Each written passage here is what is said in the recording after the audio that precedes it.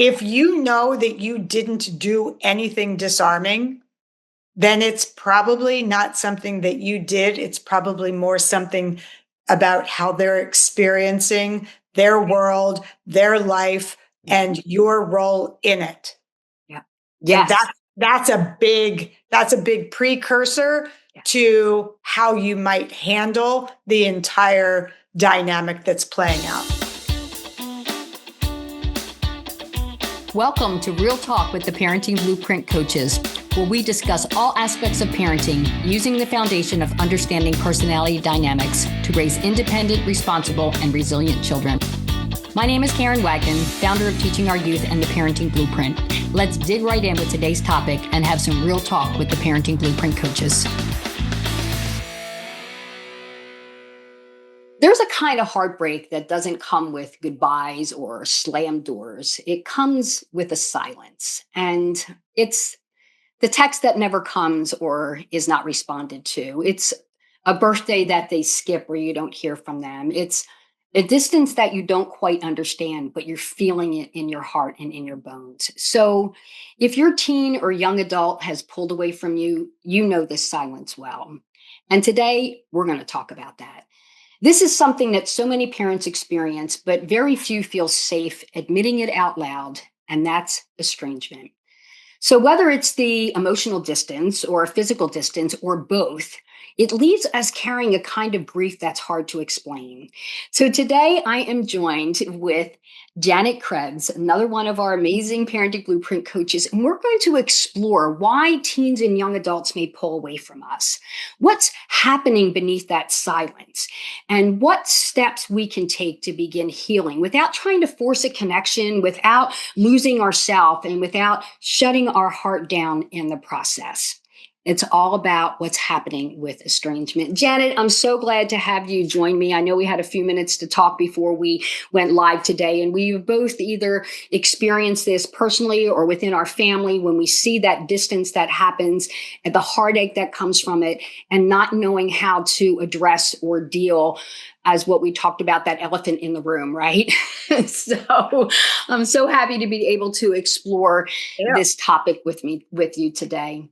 Happy to be here. I wasn't expecting such a poetic opening. It's just, like you said, a very elegant stage for a difficult topic, and may that be the frame in which we continue the conversation. That there is let's search for the elegant, happy ending. Yeah, well, I want to bring people hope with this if they experience this, because I've experienced this personally with one of my kids, which is something that I've not talk to a lot of people about unless they've been very close with me, because this is my space. This is what I do in working with parents and helping to have better relationships. And I had one that was very difficult. And most of you have heard my Kyle stories. Well, it continued, it continued for a period of estrangement and how difficult that was.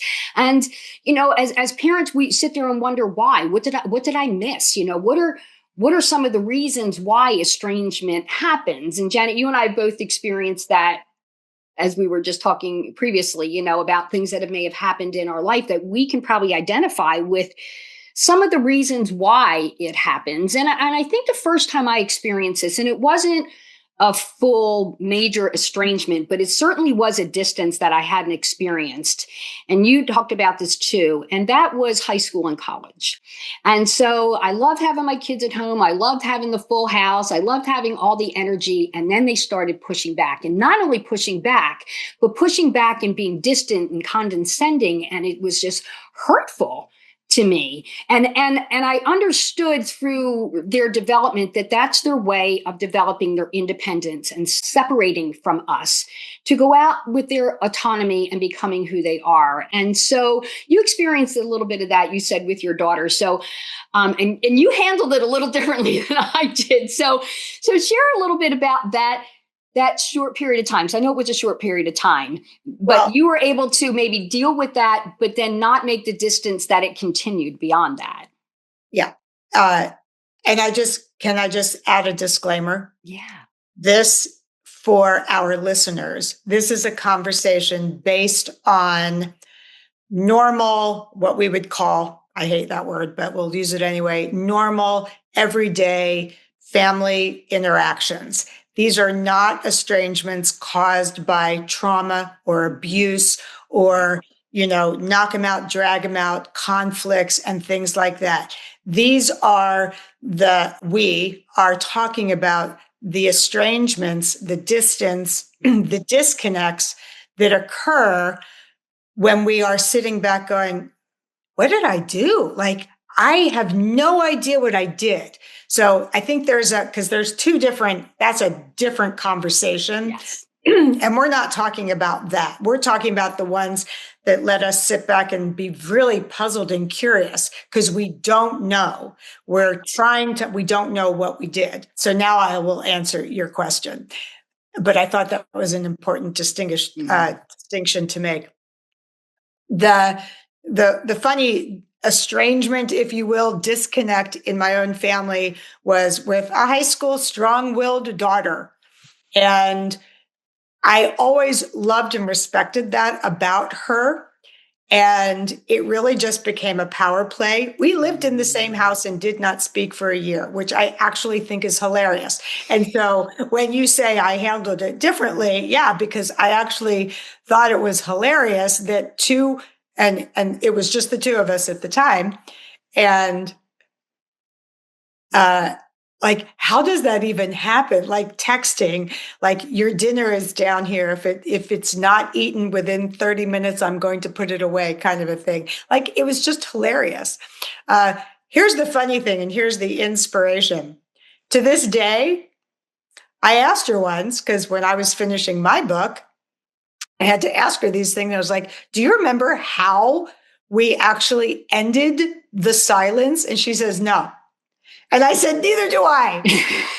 And it was also kind of like, well, do you even remember what started it? She's like, not really. And so now my hilarity actually has been given, some credence, because it's like, why did these things happen? But it was a power play.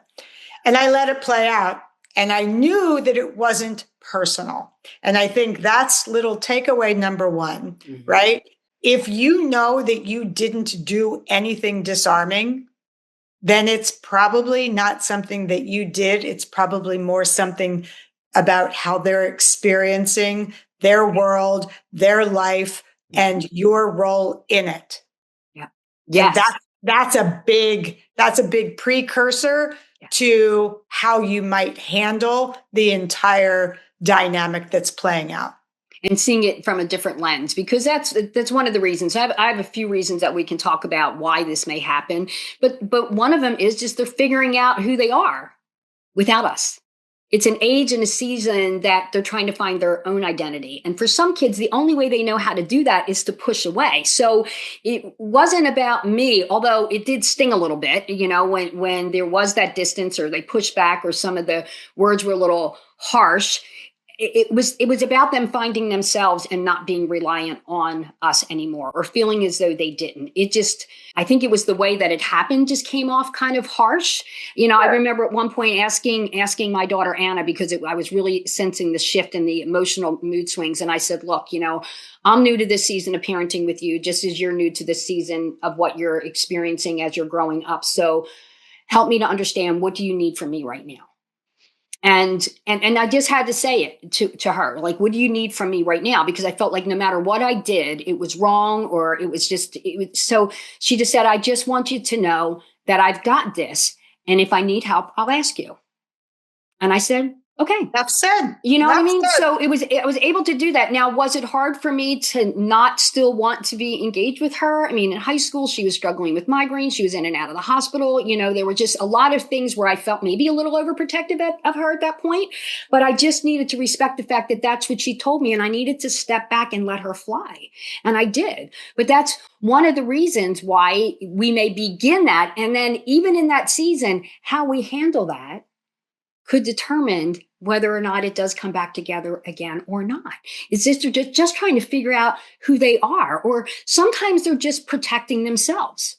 They pull away because they feel overwhelmed with life, or they feel misunderstood, which is why the power of what we do at the Parenting Blueprint is so incredible, because you'll be able to support your child based on what their needs are. But the distance comes with their armor. It's rarely that I don't love you. That's not what's being said. Sometimes they're just not sure if they feel safe around us, if they're not feeling good about themselves, right? They're going through things and then they tend to isolate not only just from us, but sometimes from everyone, or they're ashamed or feeling anxious and they just don't know how to communicate with us. They may be struggling with their mental health, their relationships, their grades, their finances, and they're not letting us in, which was a big part of my relationship with Kyle. He was so guarded that I knew he was going through things, but was he willing to let me in? No. Well, And my personality was wanting to listen, help, support, and he just was. And the more I tried to do that, the harder he got with me. The harder he got with me. I think it also bodes mentioning that I used the word independence with my daughter. Mhm. That is a value in my home. I was very independent. My husband was very independent. We raised two very independent children. They do not outwardly process. Mm. And that can be a byproduct of instilling independence, and Mm. especially in an emerging adult, whether it's high school or even up until 25, 30s, like, right? Like these Yeah. are personalities now. Yeah. I'm not going to change them being an over communicator or an outward processor. That's part of what they learned, right? As part of their independence. Mm-hmm. I can do it myself, right? As a young child, hands on hip, daughter. Yeah. And what that grows into is resilience and resourcefulness. And to your words with your daughter, I got this, Mom. Yeah. Now, is that like, that has nothing to do with me. Mm-mm. That's them trying on repositioning their wings to use them differently. So there's a part of all of that which is really beautiful. Yes. And that's just who they have become. Yep. And that's our job then to honor that we actually had a part of that, Karen. Like we instilled that. And when they turn that on us and say, I got this, or I don't need to discuss that with you, or I just had that conversation with my best friend, my lover, my partner, my wife, whatever it is, like that's us stepping aside. It's no longer us. It is. It's right. them Exactly. and their sphere of influence, which is what they're supposed to do. Yep. And sometimes it's hard for us as parents to accept that because our needs are not being met anymore because they don't need us as much anymore, right? But that's the game of life. It is. It is. But if we don't recognize that and we still become controlling or critical of the things they're doing and not letting them experience the choices they make, the consequences, and just still being there to guide and coach them, that can be something that when they do have an opportunity to leave, they're like, I'm out, which takes us to another thing that sometimes they hold on to moments of things that happened that we didn't think mattered. Like, they remember things we forget. Maybe it's the tone. Maybe it was the argument. Maybe it's the way we dismissed or compared them. And not because they want to blame us. It's because they just felt misunderstood by us, but didn't clarify it. And what did they do? Either they blow up or they shut down and they don't communicate that that's how you make me feel. So therefore, I'm just going to be quiet, keep my head down, do what I need to do, because what you say to me it matters and it's hurtful. And I know my sister went through this for years with my mom, and she just felt that my mom was critical, and that was real. And I've seen Mom, and I think she meant well, that she wanted certain things for Tess in her life, but they weren't the things that Tess wanted in her life. And so whenever she came in and Mom was critical about where she worked, who she came out with, where she went away for the weekend, and it was like, why would I want to come talk to you if all you're going to do is be critical about what I say? And guess what happened? She stopped coming. It was less and less and less. And then Mom was just left with, why is she doing this? And the hurt with that. And it wasn't my place to tell Mom that they needed to have a conversation, but Tess would tell me, but I couldn't step into that. I had to just say you need to start that conversation with her. You got a minute, can we talk? But sometimes it's the moments that our kids hold on to that we didn't think was a big deal, but it was a big deal. It was a big deal. Even when our intentions are good, the pressure for them to try to live up to our expectations when they don't want to or can't is difficult. So when they distance from us, then they can breathe and be who they are and not feel as though they need to step into an environment.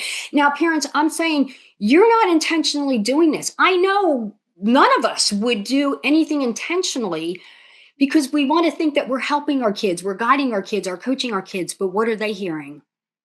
I'm not good enough. I'm not living up to an expectation. And if I don't feel good in your environment, then I'm not going to come into your environment, which is what happened with my sister. 40 years of distance. 40 years of distance. So when I listen to you telling those stories, I just keep hearing communication. Yes. Critical, like just critical and an absolute imperative. And secondly, the question I keep asking myself in my head, listening to that, and I ask this to my families as well. What is my role in this? Spoken from your sister or spoken from your mom. Yes. We have to be humble enough. We have to accept ownership enough. We have to be able to toss that ego aside. Yep. And ask ourselves, what is or was my role in this current situation? Yes. And that without trying to prescribe what you think we're not speculating answers, just ruminate. Like, Right. What is my role in this? Right. And if you really have no idea, then to be courageous enough, I talk about this a lot, courageous conversations, be courageous enough to ask. Yes. I'm feeling as though, so mom to Tess, it'd be like, I feel like I can't connect with you at all. I don't know what my role is in this. Help me to understand. That's one of my favorite. That's one of my favorite conversation starters. Help me to understand. But that's a courageous conversation. And I actually think our 30-year-old generation, they're getting very good at this. Well, I don't know. Maybe I should retract that. My daughter is very good at that, but she's a very confident young woman. So how do we, maybe that's also, that's a whole other episode, having the confidence to have the courageous conversations or ask those uncomfortable questions. Yes. And that's the art of communication. It is. Knowing that you're safe, regardless of what the answer is. And feeling that. And there are certain personalities, most likely the supportive personality, more reserved, that does not want to go to have difficult conversations. They don't. They will avoid it at all costs. They will shut down. They will separate. And because it's uncomfortable to have to say, hey, do you got a minute? Can we talk? Like that, and I share that kind of breakthrough statement with them, that when you do need to go into a difficult conversation, just say, hey, do you got a minute? Can we talk? Bring down whatever, because if you say we need to talk, the wall is up. If you say, hey, do you got a minute? Can we talk? It's a little bit more conversational to then be able to open it up. And I've even coached around, make a note of your talking points of what you want to say, because you'll end up getting emotional and you'll go on a rabbit trail that may not. I can take that one step further. Yeah. Because I hear you and I agree with you. Have your talking points. If you don't know the personality, the archetype, whatever you want to call it, of the person that you're talking to, or even if you do, I have tried and true from experience learned that one of the best approaches is to just start the conversation with permission that you will not be having the discussion now, but you will wait. You're hoping that within 36 hours that they will have time to think about it as well. Yes. And then you can have the conversation. Because can you imagine? You approach the conversation. You've got your bullets. And by the way, and and I really want to know, that's not receptive. Well, I didn't need to have bullet points, but the more reserved personality does. And also with that more reserved personality, to give them time to respond. And I realize that they need time to think through what was said. And then, we may not be able to continue this conversation, complete this conversation now, but will we be able to get back and talk about it again? Yeah. And I realize that, even with my husband about times, I'm kind of, my personality is like, get it on the table so we can get on with that. I'm tired of walking on eggshells. But if we need time for him to think through and then we can have a more effective conversation, then it's worth the wait. But I had to understand that my personality was, I want to resolve it now, where that's not where other people are. And I needed to adapt to that and give them that space. So I love that you brought that up, that it may not be able to be completed, and to be patient and give them time and space and grace, that I do want to work through this, but maybe honestly, we need a little bit of time to think through it. You've been, as the parent, you're thinking about this, like the kid is living their life, right? Like they're going off, they're either going to school or work, or, they've got their activities. They're not ruminating about this the way you are. So you've got your list. Right. You've got your list, right? And so now you're just ready to make this resolved. Yeah. And the kid's like, where did this come from? Like, Ma, whoa. And a lot of times it's not that they're not sensing it too. And this is the other thing that I've seen, is that they want to repair it, but they don't know how to start, right? And that's what we're talking about right now. Like, we know it's happening. I'd like to think that at some point, when you're in an estranged relationship, you still think about the what if. Could we bring this back together again? And to be able to have that conversation. And I said having the talking points for the reserved personality, because they will just shut down again, to just be able to complete that. Where I have learned personally that I need to listen and ask more questions. I just need to listen and ask more questions, and not jump or try to explain my perspective until it's time. If I want to understand, then I need to ask questions. But, the big one is, I want to connect, but I don't even know how to repair this right now. A lot of times we want that closeness, but sometimes, like you talked about, our emotional intelligence, you know what I mean? Like, do I have the skills or the courage, to talk about that, to start a healing conversation?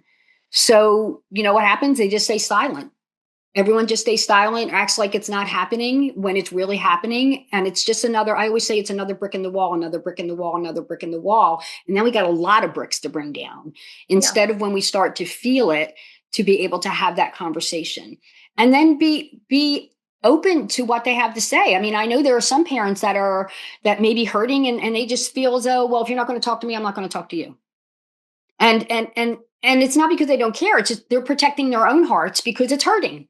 Now, you and I, Janet, we both chose to still continue to do this. So when Kyle and I were estranged, and he was not responding to a text, and I didn't hear from him for, well over a year, I didn't stop being me. I didn't stop sending little memes over to him and text messaging. I didn't stop, getting him a gift for Christmas or his birthday, even though we may not be talking, even if I had to send it to his house because he lived in Michigan, I still did my part.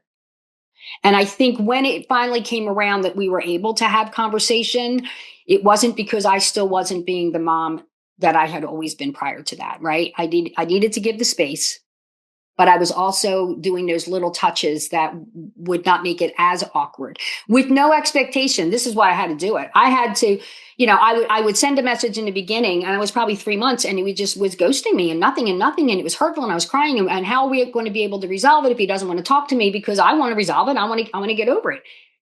But he wasn't ready. And I had to accept that and give space and grace to the situation until he was ready.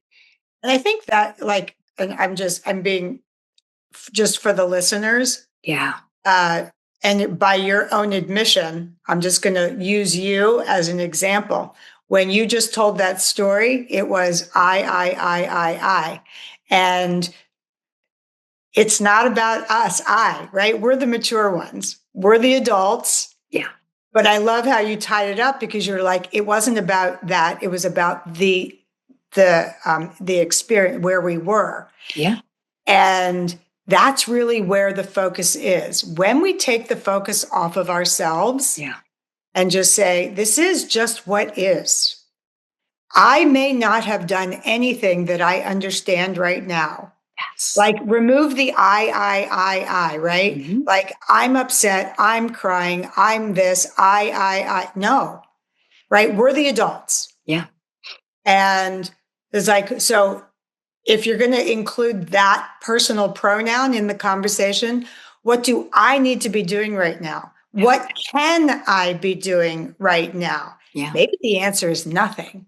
Yeah, I And had to that's let it go. right. I mean, that was the thing. I was still trying to connect and he was shutting Right. it down. And so I had to accept that it's not going to happen right now. Now, I want to talk about how do we cope with this and stay grounded and how do we heal from this, because I'm not going to say that was easy.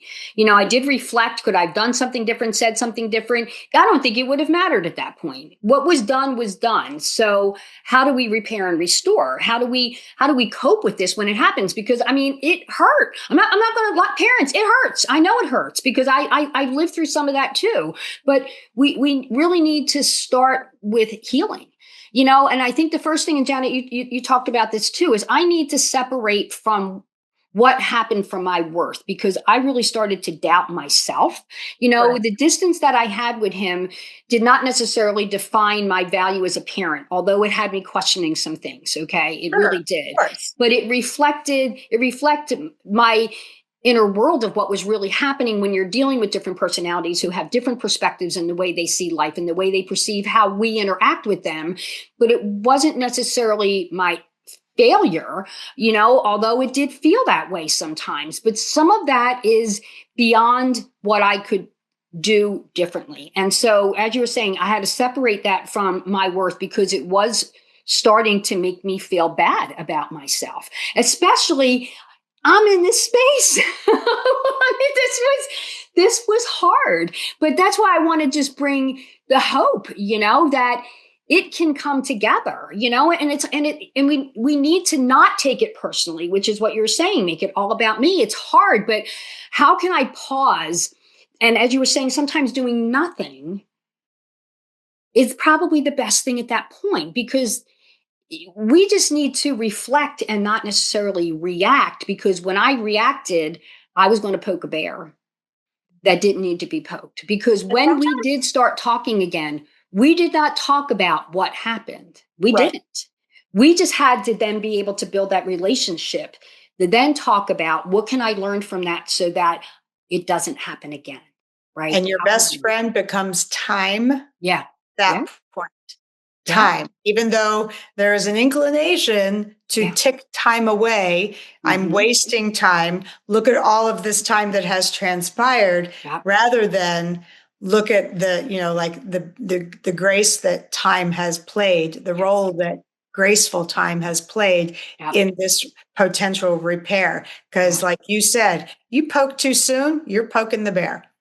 That's going to it was only going to make it worse if the timing was not right. So in the meantime, I just kept trying to be me without the expectation I was going to hear anything in return, right? If I kept thinking he was going to send me a funny meme, or he was going to respond to my text message, or I might get a phone call for my birthday that year, then I was setting myself up for disappointment. So I had to change that. I had to change that, because that was just putting me back into that cycle over and over again, and give it the space that you had talked about. Well, It was and we so also important. have to, like, we question in as far in the repair corner, like, what is the maturation level of the people, Yeah. persons? Yeah. We can check ourselves, and sometimes we default to immature too. Yep.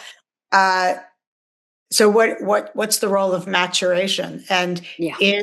is my loved one that I'm estranged, are they even capable of being mature enough to extend an olive branch, Yeah. or understand what's happening between us? Yeah. Like we just have to at least understand some of the components Yeah. in the processing Yeah. of the And it's entire so situation. hard, it is hard to sit back and give that space. I'm not going to say that's easy, but continue to offer the bridge was the other thing. Like, I would send a message, but not have any, not have any expectation. I would tell him that I love him. I wish him happy birthday. I miss you, or talk about a memory that I had. Remember that year we went skiing, it was snowing out, remember that year we went skiing and we got caught on this trail where the powder was up to our knees and we didn't know how to get out of it. Like, just try and bring back a funny thing where it was a good time for us, and just keep it short, and just give them the safety to know that I'm here when you're ready, right? I'm here when you're ready. and not have that. And then really kind of working on our own healing, right? Because it hurts. I see so many parents questioning everything. And I hope this episode and this talk will give you some hope that, yes, it is happening. I think there might be something else going on, and this could be a whole nother episode where culture is saying that it's okay to not have a relationship with your parents. And Janet, as you had mentioned earlier, if there is abuse and things have been hurt, you don't need to do that. You do need to set your boundaries. But I also think that there is a lever of the culture that is saying we don't think and act alike, so I move away. And parents are not only missing their kids, but they don't have relationships with their grandkids, and it just goes on and on and on. So I did want to just kind of share why some of these things happen, but I also want to give you some hope. Just address what you're feeling. How can I grow? And as you said, Janet, what part did I play in this? And that's a humbling experience. What part did I play in this? Were my expectations too high? Was I communicating too harshly? Was he not capable of fulfilling what I thought he could do and perceived me as being critical, even though I didn't want to be perceived as critical? I just wanted to, encourage him and support him, but he perceived it as me being critical. I mean, there's just a lot of things that we can do. And the reflection is healthy. Shame is not healthy. We may feel some of that. If I had one last comment to say, I think it would be that healing has no timeline. Doesn't. Right. And it never expires. Yeah. The window of possibility for healing never expires. Yeah. And so while we can look at the time passing and lament about how much has passed, it's never too late. Yeah. And oftentimes most of the time it's not linear, but it doesn't expire. Right. And sometimes the healing or the reconciliation, whatever you want to call it, comes in the most unexpected, inopportune moments. And so again, to your point, when we just be ourselves and do what we're going to do, regardless of the feedback or the response or the behavior response that we get from our loved ones, you never know. Right. So why not just do what makes you feel good in the situation? Because you never know when the situation is going to turn around. It is. Reconnection, it doesn't happen quick. It doesn't. I think it is, like you said, it's the space, the process, finding their way back without feeling the pressure or the guilt. And I think sometimes they don't want to talk about it, so they'll avoid it. Where sometimes just staying on the surface, things and not digging into it until you feel as though you're beginning to repair and restore, and then just say how difficult this was and how much I loved you and what happened. What can I learn from this? Or you don't even have to discuss what happened. And you don't. You don't. Sometimes you never know. I know. You have to be okay with that. I know. Because the healing and the reconciliation is the most important part. It doesn't matter why, it matters what. Right. Why? If it's been 5, 10, 15 years, why really doesn't matter anymore. No, that's a long time. Because you're not the same people anymore. Yeah. So what are we going to do here and now and going forward? That's the most important thing. I always like to understand what I may have contributed so I can learn from that to not do it again. That's where I was with Kyle. I want to learn because this was really hard for me and I missed it. But that wasn't 10 years. Kelly. No, it wasn't 10 years. Right. It wasn't, you know what I'm saying? And so we did have to have some conversations about, and it really was me wanting to be more involved where he just wanted his privacy to be doing things on his own. But he was struggling with some depression and anxiety and there were some hard things and I was worried about him, right? But he was, I got this, I'll do it on my own timing. And so, but we did have that conversation that I know, just like my daughter, if I need you, I'll call you. And I had to be okay with that and not. So I just want to close up and give some people some hope. And estrangement is not a measure of your worth as a parent. And it's not proof that you're failing as a parent. And it's not the final chapter. That's why I want to encourage you, because 100%. I had a final chapter of my book because it was just not going to be the relationship that I desired, but it was the relationship that I had. And so if you're a child pulling away, it doesn't mean that the love is gone. It means that there's something inside that needs healing. Maybe it's something that you may not have the words for, they don't have the words for. And your job right now isn't to try and force the closure, because I kind of wanted to do that, but realized they weren't ready. Like you said, Janet, the timeline is not going to be on my timeline. So, there's no way to force the closeness or fix a distance. It's just stay steady, stay open, stay compassionate toward your child, because the healing takes time. Maturity takes time. We talked about that. Clarity is going to take time, but reconnection is possible. And it often happens slowly, quietly, and almost unnoticeably. As you were saying, we don't need to talk about that until the door opens again. So I just want to encourage you to take care of yourself in the waiting time. Lead with love, even if it's from a distance. Trust that your story isn't over, because it's not. You're a good parent. You're doing the best you can. And you're not alone with what you're experiencing. I just want you to know this. So if your child is pulling away right now, I want you to hear this with your whole heart. There is hope. Distance does not mean it's done or it's over. Silence does not mean it's severed, although it feels that way. And although this season may be breaking your heart, it can also be an opportunity for us to grow in ways that we never expected. Our job is to stay open, stay steady, and keep loving them from where we are. You are not alone. You are not a failure. And your story is not finished. It's not over yet. So, Janet, you got some closing words on that? I'm not following the poetry. That was just, I would spoil it if I tried. Yeah. Well, you just had so many great insights. I'm so glad I had an opportunity to share perspective with you, that you brought so many good nuggets of how we can handle this when we're experiencing this. So, parents, I know this is hard, but it's not over.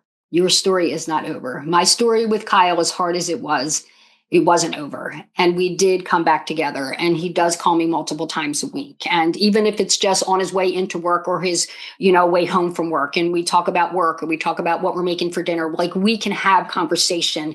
But there was a void there for a period of time it was a hole in my heart.